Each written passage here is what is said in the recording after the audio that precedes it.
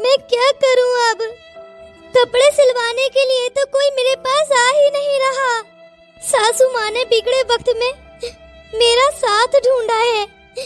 मैं इस बात को कभी नहीं भूलूंगी और ना ही मैं सासू माँ का विश्वास अपने ऊपर से खत्म होने दूंगी। भले ही कुछ हो जाए पर मैं उनका साथ दूंगी, चाहे कुछ भी हो। मुझे दुनिया इधर से उधर करनी पड़े पर मैं हार नहीं मानूंगी। अरे बबीता, बबीता तुम रो रही हो और मुझसे छुप छुप कर। नहीं, ऐसी बात नहीं है। बबीता मुझे माफ कर देना। मैं उन आदमियों में से नहीं हूँ जो औरत की कमाई घर बैठकर खाऊं। बबीता, मैं तो अपना अच्छा खासा बिजनेस चला रहा था। सारी सिचुएशन तुम्हारे सामने है। प्लीज मुझे बुरा मत समझना। हाँ, मैं सब जानती हूँ। आप इस बात की चिंता मत कीजिए, बस आप मुझ पर भरोसा रखिए। बबीता, आज के जमाने में कुछ भी हासिल करना इतना आसान नहीं है। हम दोनों को एक दूसरे को सपोर्ट बनना होगा। क्या तुम सच में मेरा साथ दोगे? हाँ बबीता, मैं तुम्हारा साथ देना चाहता हूँ। और देखना बबीता, एक दिन कामयाबी हमारे कदमों में होगी। और तो और बबीता, छोटू ने बिजनेस खत्म करने के साथ साथ हम दोनों को और मम्मी को अपनी जिंदगी से निकाल ही दिया है। अरे पता नहीं उसकी पत्नी उसे क्या पट्टी पड़ाती है। हमारी तरफ से रुख ही हट गया है उसका। तो एक टाइम था हम दोनों भाई कितनी शिद्दत से बिजनेस में काम किया करते थे, और आज का दिन है कि वो मेरी तरफ मुड़कर भी नहीं देख रहा। सुबह ही ऑफिस के लिए निकल जाता है और रात को अपनी पत्नी के रूम में घुस जाता है। ये भी नहीं है कि एक दफा मम्मी से मिल लूं। हाँ, ये सारे हालात तो मैं देख रही हूँ, पर हम कर भी तो कुछ नहीं सकते ना, क्योंकि अभी तो हमारे हाथ में कुछ भी नहीं है। प्लीज बबीता, मुझे माफ कर देना। अब छोटू तो अपनी पत्नी के लिए रोज सुबह कमाने के लिए निकल जाता है ऑफिस। मैं ही घर में पड़ा हूँ। ऐसी बात नहीं है। अगर आप मेरे साथ हो ना तो मैं इस दुनिया को भी जीत लूंगी। बस आपको मेरा साथ देना होगा, मेरा सपोर्टर बनना होगा। अरे मम्मी, मम्मी आप इतनी उदास क्यों दिखाई दे रही हैं? आपने खाना खा लिया? मम्मी जी, आपने खाना खाया या नहीं?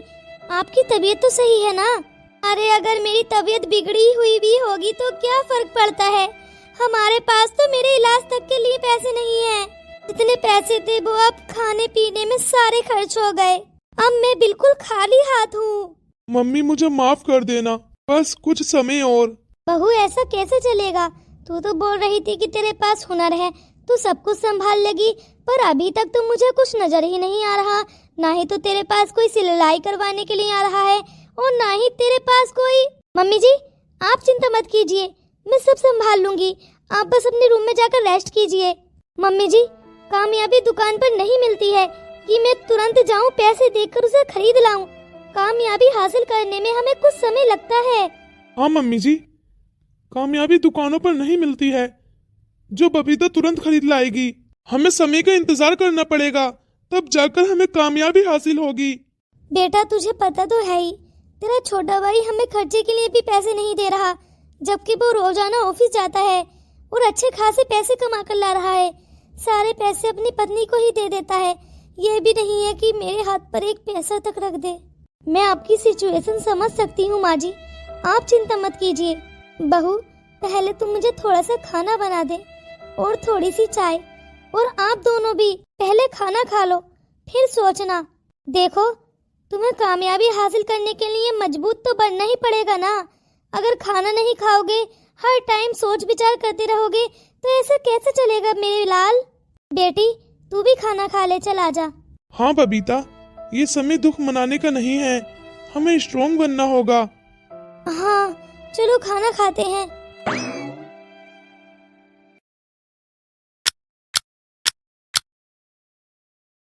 अगर मैं इसके पास गया तो ये बोलेगी कि कितनी कमाई कर कर लाए हो आज। इससे बेहतर यही है कि मैं यहाँ से निकल लेता हूँ। अरे, आप आ गए? अरे, इसने तो देख लिया। हाँ, मैं आ गया। अच्छा, तो आज ऑफिस में मन लगा या नहीं? अरे क्या मन लगेगा, कहाँ मैं हुक्म चलाता था चेयर पर बैठकर अपने ऑफिस के अंदर, और कहाँ इस टाइम मुझे हुक्म सुनना पड़ रहा है। अरे तुम टेंशन मत करो, तुम बस रोजाना डेली ऑफिस जाओ, बाकी का काम मैं संभाल लूंगी। वैसे तुम भी मेरे साथ क्यों नहीं चलती ऑफिस? हम दोनों मिलकर कमाएंगे। देखो, मैं तुम्हारी नौकरानी नहीं हूँ। शादी से पहले मैंने बहुत कमा लिया। मैं सोचती थी कि शादी के बाद मैं ऑफिस में नौकरी करने के लिए नहीं जाऊंगी, और तुम फिर से वही बात कर रहे हो। अरे नहीं, ऐसी बात नहीं है, तुम गलत समझ रही हो। वैसे भाभी भी तो कमा रही है ना।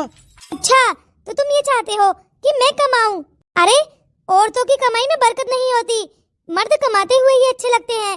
अरे ऐसा नहीं है, आज के जमाने में जिस पर जो हुनर आ रहा है वो दिखा रहा है। जी नहीं, मुझे अच्छा नहीं लगता कि औरतें कमाएं। औरतें घर में ही अच्छी लगती हैं।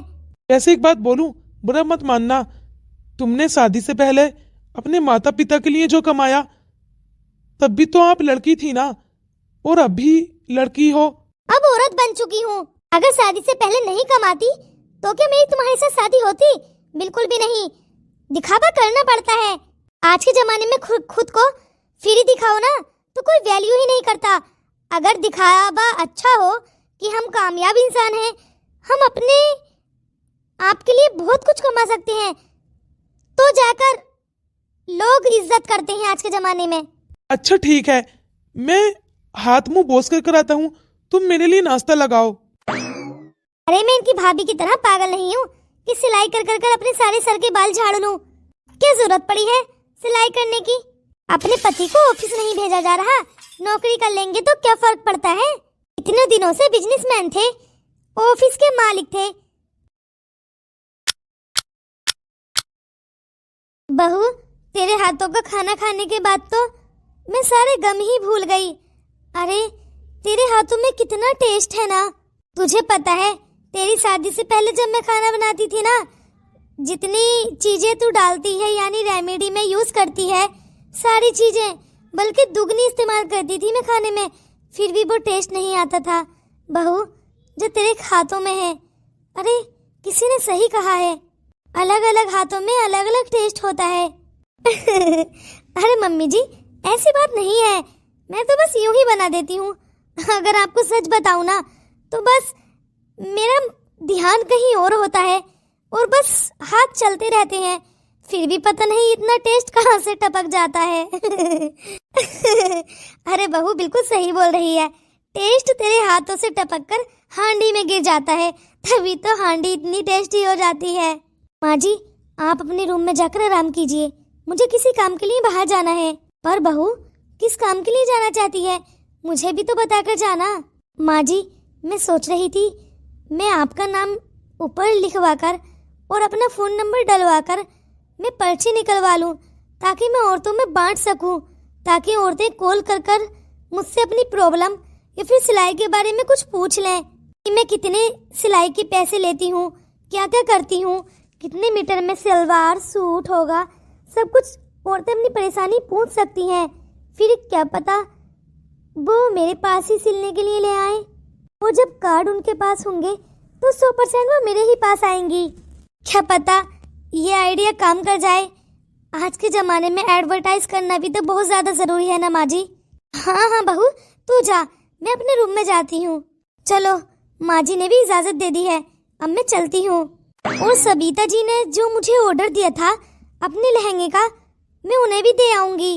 अब वो यहाँ आकर क्या ही अपना किराया खर्च करेंगी, मैं जा तो रही हूँ, वहीं पर उनके लहंगे दे आऊंगी।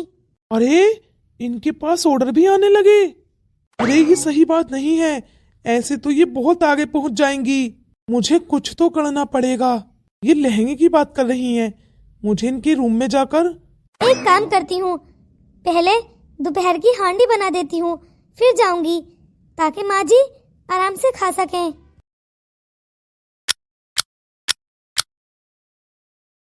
अरे तुम इतनी उदास क्यों हो? अब आपने खाना तो खा लिया ना? खाना तो खा लिया, पर एक बात हजम नहीं हो रही। अरे कौन सी बात? भाभी के पास ऑर्डर आने लगे हैं, और तो और वो बोल रही थी कि मैं इस ऑर्डर को खुद ही दे आऊंगी। तुम्हें पता है, अगर ऐसे ही ऑर्डर आने लगे तो ये लोग बहुत आगे पहुंच जाएंगे, इसीलिए मैं बोल रहा था कि तुम भी सिलाई करने लगो। देखो, कोई भी हुनर बुरा नहीं होता, तुम अकेले घर में रहकर भी क्या ही करती हो, भाभी जी के पास बैठ जाया करो। और तो और अगर तुम सिलाई सीख गई ना और वो लोग कभी को कामयाब हो गए तो हम भी उनके पीछे पीछे हो जाएंगे। ऐसे नौकरी करते हुए ऑफिसों में कब तक ठोकरे खाते फिरेंगे। क्या बात कर रहे हो ये तुम कि वो लोग कामयाब हो जाएंगे, ऑर्डर आने लगे हैं? मुझे तो लग नहीं रहा कि कोई ऑर्डर आया है। घर में तो कोई औरत आती हुई नजर नहीं आई। अरे भाभी जी के रूम में जाकर देखो, बहुत सारे लहंगे रखे हुए हैं सिले हुए। मैं अभी देखती हूँ जाकर।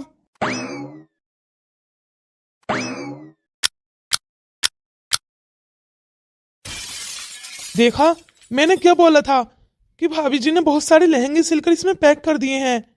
अरे ये ऐसा कैसे हो सकता है? पर यहाँ पर तो कोई औरत ही नहीं आई थी और ना ही इन्होंने। मुझे तो कुछ समझ नहीं आ रहा। अरे शायद मुझे लगता है ये भाभी जी के फ्रेंड के होंगे, तभी तो वो देने के लिए नहीं आई।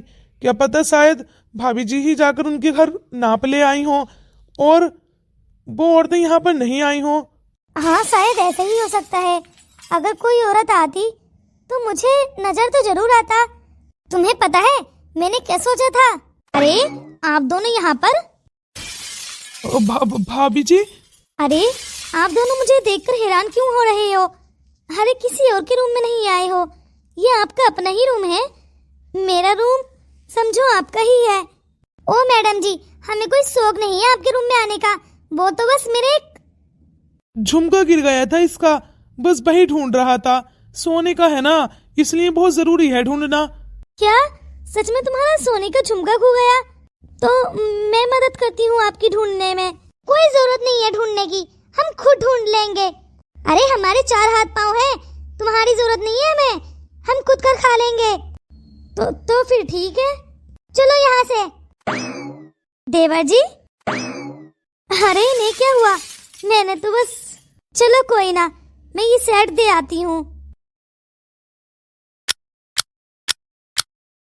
अरे तुझे क्या मेरी सिलाई अच्छी नहीं लगी? अरे बोल ना सबिता। अरे ऐसी बात नहीं है पगली, मुझे तेरी सिलाई बहुत पसंद आई। तो फिर तू उदास है, मुझे देख टेंशन हो रही है। प्लीज बता ना क्या हुआ है? क्या सच में तुझे मेरी सिलाई अच्छी नहीं लगी? अरे नहीं, बोला तो मैंने नहीं। मैं सोच ही रहा था बबीता कि तुम्हारी सिलाई इन्हें अच्छी नहीं लगेगी। मुझे अंदाजा था, मैं भी तो सोच रहा था कि आखिर ये इतने बड़े महलों में रहने वाली तुमसे क्यों सिलवाएंगी भला कपड़े। देख लो, जो होना था सो हुआ। तुम्हारे कपड़े तो इन्हें पसंद ही नहीं आए। अरे मैंने बोला ना। बबीता, इधर को देखो जरा। सबिता। हाँ क्या हुआ सबिता जी? अरे पगली, मैं बहुत खुश हूँ कि तूने इतने अच्छे कपड़े सिले हैं मेरे लिए। पर तू है कि मेरा यकीन ही नहीं कर रही। अरे मैं किसी और वजह से उदास हूँ। क्या किसी और वजह से मतलब? देख, पहली बात, मुझे तेरी सिलाई बहुत बहुत बहुत अच्छी लगी। क्या सच में? अरे तू तो मॉडल बननी चाहिए। एक काम कर, फॉर्म भर दे। अरे तू तो मॉडल बन जाएगी, इतने डिजाइनर, और सबको फेल कर देगी। अरे बहुत डिजाइनिंग कपड़े सिलती है रे तू। देख, तू इतनी तारीफ मत कर कि मुझे झूठ लगने लगे। देख सच सच बता, क्या सच में मैंने कपड़े अच्छे सिले हैं? अरे एक काम कर, चाकू ला और मेरे दिल निकाल, फिर पूछ लेना उससे। तुझे मेरी बातों पर तो यकीन हो ही नहीं रहा। तुझे पता है, तूने ये जो मेरी तारीफ की है ना, मेरा कॉन्फिडेंस और बढ़ा दिया है। मुझे अब ऐसा फील हो रहा है जैसे मैं किसी से हारने वाली नहीं अब। अरे बबीता, तू पहले भी कहाँ किसी से हारती थी। तू पहले भी सिलाई नंबर 1 की करती थी, और अब तो पता नहीं तेरा माइंड है या कुछ और। क्या गजब की डिजाइनिंग की है। मैं तो इन कपड़ों को पहनकर ही हैरान हूँ कि मैंने तुझसे सिलवाए हैं। अरे मैं कितनी पागल थी कि मैंने तुझसे पहले से कपड़े सिलवाए ही नहीं। तेरी नौकरानी गई थी मेरे पास, पर मुझे तब भी नहीं मालूम था कि ये सविता जी के कपड़े हैं। फिर बाद में तूने कॉल की तो मुझे मालूम पड़ा। अरे वो नंबर नौकरानी से मैंने ही तो लिया था। मैं सोच रही थी कि किस दर्जन के पास देकर आई है तू, अभी तक मेरे कपड़े ही नहीं सिल कर दिए उसने। तो जब मैंने तेरी आवाज सुनी तो मुझे अंदाजा हुआ, अरे ये तो मेरी फ्रेंड निकली। आपसे मुझे एक जरूरी काम है। हाँ हाँ बोलो। आप ब्लॉगिंग करती हैं ना? जी बिल्कुल, मेरे 5 मिलियन फॉलोवर्स हैं इंस्टा पर, और यूट्यूब पर 2 मिलियन सब्सक्राइबर। तो बहुत अच्छी बात है। क्या तुम मेरी बबीता की सिलाई की वीडियो अपने चैनल पर डालोगी, या फिर एक शॉर्ट वीडियो डालकर प्लीज हमारी सिलाई की थोड़ी सी तारीफ? अरे बिल्कुल बिल्कुल, मेरी ऑडियंस भी आपके पास आएगी सिलवाने के लिए। मुझे बहुत भरोसा है अपनी ऑडियंस पर। क्या सच में? हाँ सविता, प्लीज यार मेरा इतना काम और कर दे। अरे पागल सागल हो गई है क्या तू? अरे अगर तूने मुझसे पहले बता दिया होता तो पता नहीं मैंने अब तक तेरा काम कितना कर दिया होता। सविता, अभी भी देरी नहीं हुई है, प्लीज मेरी मदद कर। मुझे अपनी छोटी बहन समझकर देख, आज के जमाने में कोई भी हुनर घर में शुरू कर दो, जब तक वो लोगों को मालूम नहीं पड़ता ना, तब तक उस काम में कामयाबी मिलती नहीं है। आजकल तो सोशल मीडिया का जमाना है, बिना किसी को कुछ बताए काम शुरू भी कर दो तो कामयाबी नहीं मिल रही। इसलिए अपनी छोटी बहन समझकर मेरी इस बात को समझ ले तू, कि तू मेरी साथ दे। अपनी ऑडियंस से बोल सोशल मीडिया पर कि एक दफा, सिर्फ एक दफा मेरे हाथ के कपड़े पहनकर देखे, अगर उन्हें अच्छे लगे ना तब सिलवाए, वरना मैं उनसे जबरदस्ती नहीं कर सकती। अरे तू पागल सागल हो गई है क्या? और ये क्या मेरे कदमों में पड़ी है तू? देख, मैं बस तुझसे इतनी सी गुजारिश कर रही हूँ, बाकी मेरी किस्मत में लिखा जो होगा वही होगा। अगर मैं मेहनत करूंगी तो क्या पता मेरी किस्मत भी बदल जाए। और तू तो इतनी मेहनत करती है कि तेरा तो खून पसीना एक हो जाता है, तो फिर तुझे तो कामयाबी मिलना तय है ना। तू बस कुछ मत करना, सिर्फ एक दफा अपनी ऑडियंस से बोलकर देखना, बस इतना कर दे, बाकी मैं संभाल लूंगी। अच्छा ठीक है चल, वो तो मैं तेरे कॉल करने पर भी कर देती। तू तो ऐसे मेरे कदमों में गिर गई कि तूने तो मुझे शर्मिंदा ही कर दिया है। अब उठ भी जा पगली। अच्छा चल, मैं घर जाती हूँ, माँ जी मेरा इंतजार कर रही होंगी। और बाकी तो तू बिल्कुल नो टेंशन होकर घर जा। और हाँ, दुकान से नलकी वगैरह बुकरम वगैरह सब कुछ खरीद ले। देख, तेरी कामयाबी तेरे नजदीक आने वाली है। अब ज्यादा नहीं तो बहुत सारे लोग तेरे पास आएंगे बहुत जल्द। मैं इंतजार करूंगी।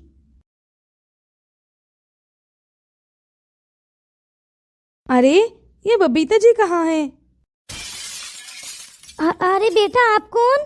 मुझे कुछ देखी देखी सी लग रही हो। जी आंटी जी, आपको तो देखी देखी लगूंगी ही, हमेशा मोबाइल पर जो छाई रहती हूँ मैं। अरे हाँ, मैंने तो तुम्हारी वीडियो देखी थी और आज तुम मेरे सामने खड़ी हो। बहू, ओ बहू, अरे तुम यहाँ कैसे? अपने कदमों से चलकर आई हो। तुम्हारे कदम मेरे घर में कैसे? अरे लो, हमारी माँ जी भी ना पता नहीं कैसी बातें करती हैं। अरे सासू माँ, ये अपने कदमों से ही तो आएंगी। वो जो भी घर में आता है उसके कदम आपके घर में तो पड़ेंगे ही। हेलो, मैं बबीता को बताती हूँ। हाय, वैसे आप यहाँ अचानक? हाँ, मैं बबीता से मिलने के लिए आई हूँ, मुझे उससे बहुत ज्यादा अर्जेंट काम है। पर बबीता तो नहीं है यहाँ पर आपकी सासू माँ तो बोल रही है कि बबीता है, और वो उसी को बताने के लिए गई है कि मैं यहाँ पर आई हूँ। यकीन करो, नहीं है वो यहाँ पर, वो शायद किसी काम से बाहर गई है। सासू माँ को बताना भूल गई थी, मुझसे ही बोल कर गई है। ओह अच्छा, तो मुझे यहाँ से जाना होगा। हाँ हाँ बिल्कुल जाइए। ठीक है, चलो मेरा काम तो हो गया। मैं जानती हूँ देवरानियाँ कभी जेठानियों को भला चाह ही नहीं सकती। ऐसा ही बबीता की देवरानी ने किया है, मुझसे झूठ बोलकर। और हाँ, कभी भी इंसान बुढ़ापे में झूठ नहीं बोलता। इतना तो मैं जानती हूँ बबीता की सासू माँ को, उनके चेहरे पर बिल्कुल भी ऐसा नहीं था कि बबीता नहीं है घर पर। वो बहुत कॉन्फिडेंस के साथ बोल रही थी।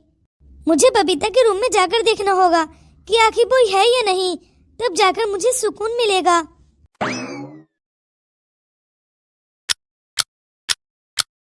मुझे तो विश्वास ही नहीं हो रहा कि ये आपकी भाभी जी है क्या चीज। तुम्हें पता है कि ये हवेली गई थी। अरे हवेली? हवेली में कौन है? अरे तुम कितने अनजान बनते हो ना। हवेली में वही यूट्यूबर और इंस्टाग्राम पर जिसके इतने बहुत सारे फॉलोवर्स हैं, उसके पास गई थी आपकी भाभी जी और भैया। मुझे तो ये सोच सोच कर डर लग रहा है, कहीं ये जल्द ही बहुत बड़ा मुकाम हासिल न कर लें। तभी तो मैं बोलता हूँ कि हम दोनों भी मिलकर अगर कमाएंगे तो हम भी कामयाबी बहुत जल्द हासिल कर लेंगे। लेकिन तुम्हें तो मेरी भाभी जी का हुनर बहुत ही ज्यादा। अरे खराब ही है सिलाई। हाँ, किसी को बताओ तो क्या।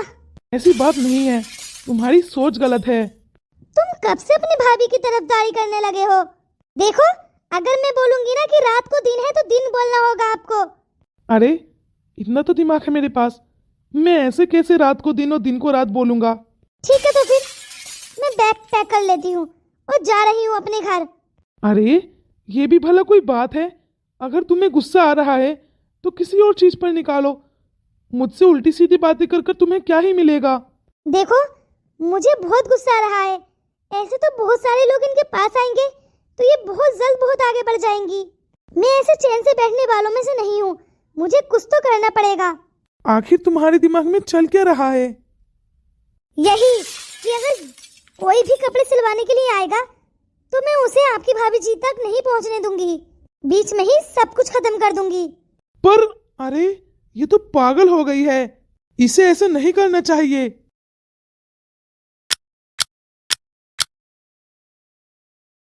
बबीता, भला ऐसा कौन करता है?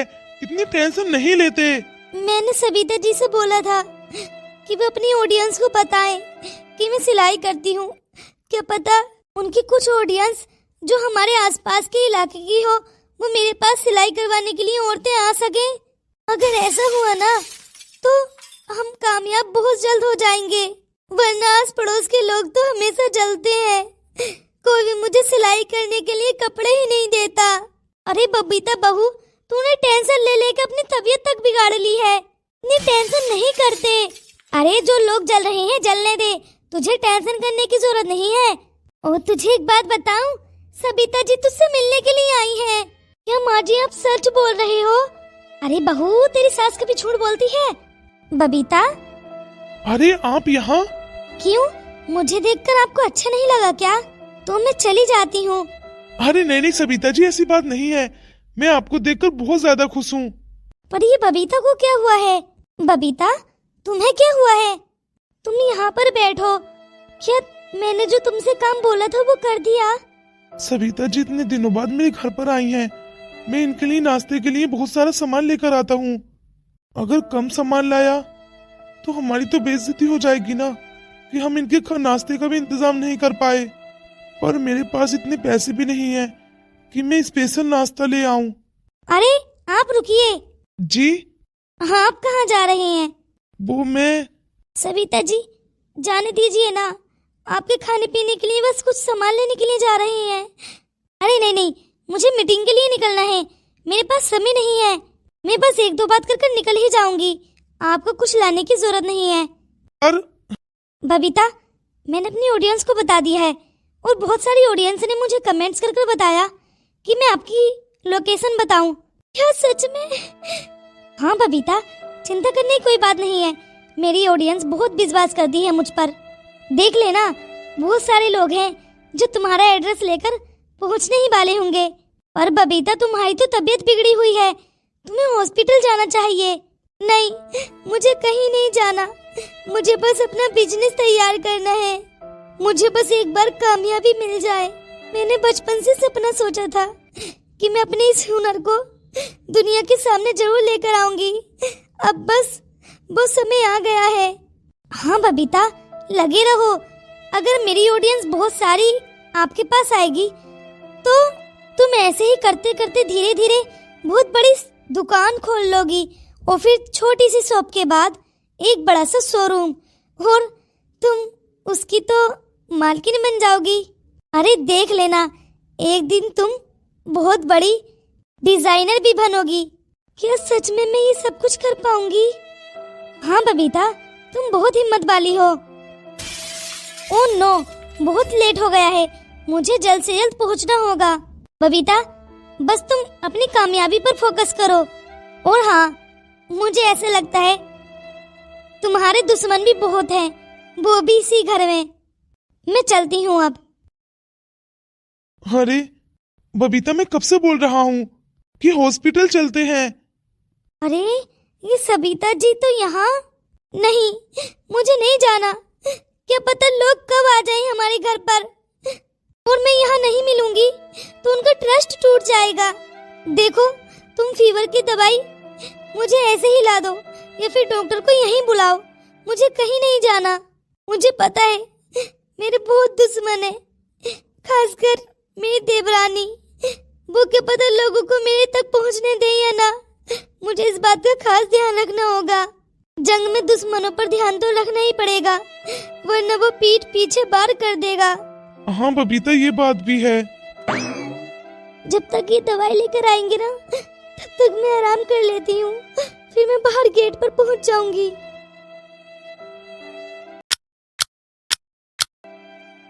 अरे आप लोग तुरंत यहाँ? हमने सोचा कि आपसे भी मिल लेंगे और अपने कपड़े सिलवाने के लिए नाप भी दे आएंगे। हाँ हाँ बिल्कुल, बबीता जी अंदर हैं, पहले उनसे मिल लो, मैं मीटिंग करके वापस आती हूँ।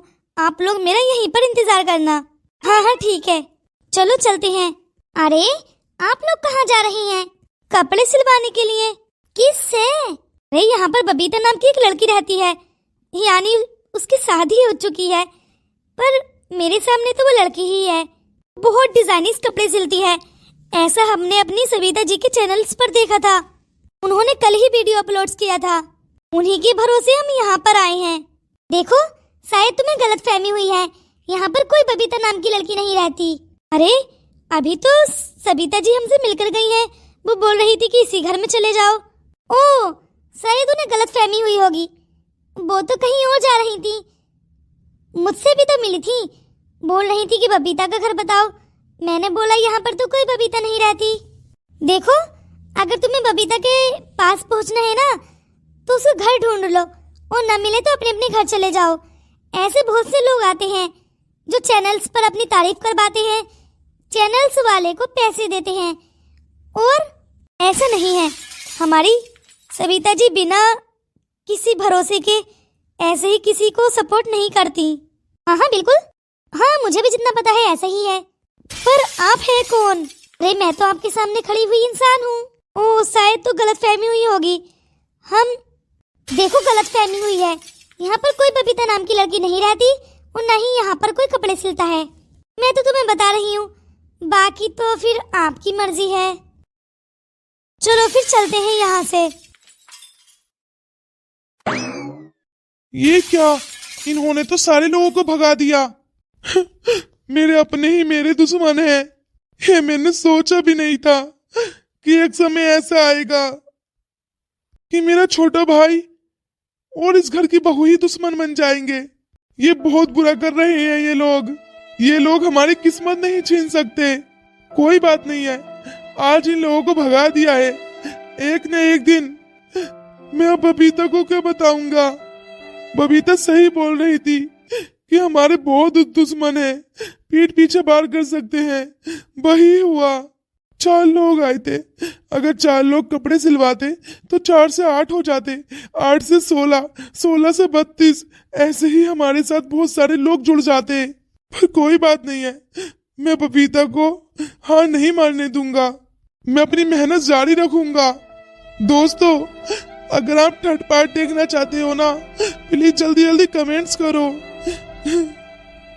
दोस्तों मुझे अपने भाई और उसकी पत्नी के साथ क्या करना चाहिए, प्लीज कमेंट्स करके बताओ।